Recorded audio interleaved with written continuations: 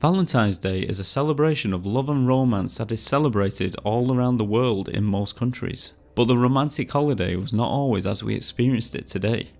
It has a dark history involving pagan rituals and beatings and even decapitation. And so let's delve a little deeper into the dark origin stories of Valentine's Day and how it has become to be celebrated today. It is actually difficult to pinpoint the origin of Valentine's Day to one particular time in history. However, when doing my research, it would seem that the possibility that it originated in Rome is a big one. In ancient Rome, from the 13th of February to the 15th of February, the ancient Romans celebrated a very early version of Valentine's Day called Lupercalia, or otherwise known as the Feast of Lupercalia. Now, the Feast of Lupercalia was like a pagan ritual. But what exactly did it entail? Well, let me tell you, the Romans did not exchange loving Valentine's Day cards or gift each other chocolates. No, at the Feast of Lupercalia, the men and women would gather and drink. They would drink a lot and get naked. The men would sacrifice a goat and a dog, and when this grisly deed was done, the women would then line up and the men would actually hit the women with the hides of the slaughtered goats and dog. Now, after hearing that, you're probably asking yourself, why? I mean, what was the point of this ritual? And to tell you the truth, it was consensual. The women actually wanted to be hit with the hides of the animals. The reason behind this was that they believed that it would make them fertile. And so as soon as this part of the strange ritual was over, the women would write their names down and put the pieces of paper into a big lottery, and then the men would pick the women's names out of a hat, so to say. And then the man and the woman would be coupled up and they would spend the rest of the ritual very drunk and very naked, getting to know each other a little better, if you know what I mean. Well, after hearing that, you're probably thinking, what has that got to do with our Valentine's Day, the Valentine's Day that we celebrate today? And don't worry, it will all make sense by the end of the episode. So as we go on, around the year 269 AD, on February the 14th, a priest in ancient Rome was beheaded by the Emperor Claudius II. Here's why. So Claudius was trying his best to build Rome a strong army. The problem was, it seemed not a lot of men wanted to join this army. So Claudius came up with the conclusion that men didn't want to join because they were so devoted to their families, to the wife and children. And let me just say at this point, Claudius II's nickname has gone down in history as Claudius the Cruel, and you're going to see why now. Because of this belief that men wanted to stay with their wife and child and not join the army, Claudius decided to ban all marriages and engagements in Rome. And that's exactly what he did. Now you can probably see why he got the nickname Claudius the Cruel, because from what I've read about him, he wasn't a very nice man. Now, unfortunately, this didn't sit well with a certain priest. This priest was called Valentine, and priest Valentine was not happy about this at all. He didn't think it was right to ban marriages, so he just wed young lovers in secret. And that's exactly what he did. If a young couple wanted to get married, they would go and see Saint Valentine and he would wed them in a secret location. Now, it's also said that during the service, Valentine would cut out heart shapes from parchment and give it to the young couple that he had just wed as a symbol of love. And this may be where we get the symbol of the love heart in our Valentine's Day cards.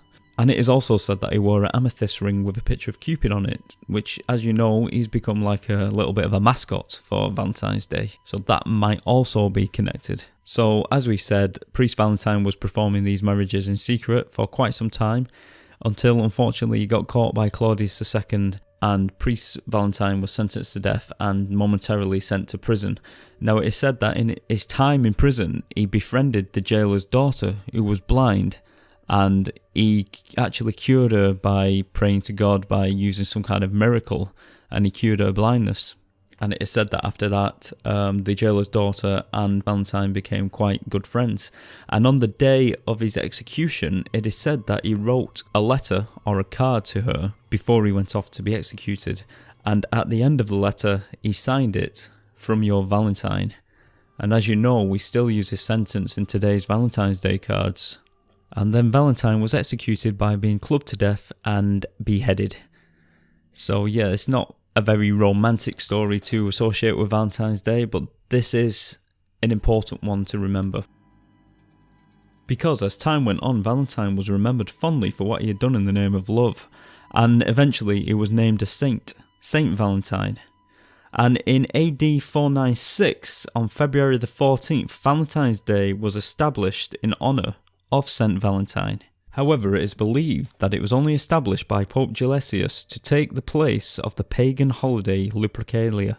You remember the ritual of sacrificing goats and dogs, and I said it would all make sense later? Well, this is where it starts making sense. Because it didn't quite fit in with new Christian beliefs, and they really wanted a new kind of holiday to celebrate. Not one where they slaughter animals and whip women with the hides of those animals.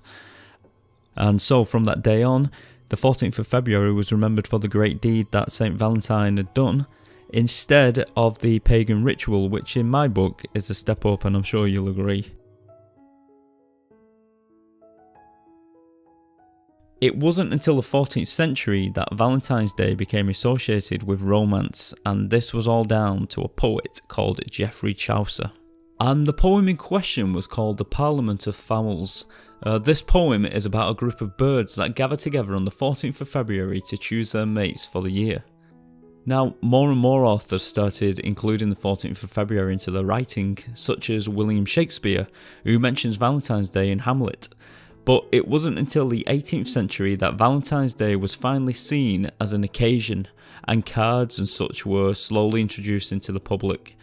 By the 19th century, Valentine's Day cards were so popular they were being produced in factories. It wasn't until the invention of postage stamps in the 1840s that the sale of Valentine's Day cards really took off due to the reduction of the postal rates. This also made it possible to send a Valentine's Day card in secret. And then finally in 1868, the British chocolate company Cadbury's created fancy boxes to hold their chocolates in. These boxes were in the shape of love hearts, and this quickly became associated, as you know, with Valentine's Day.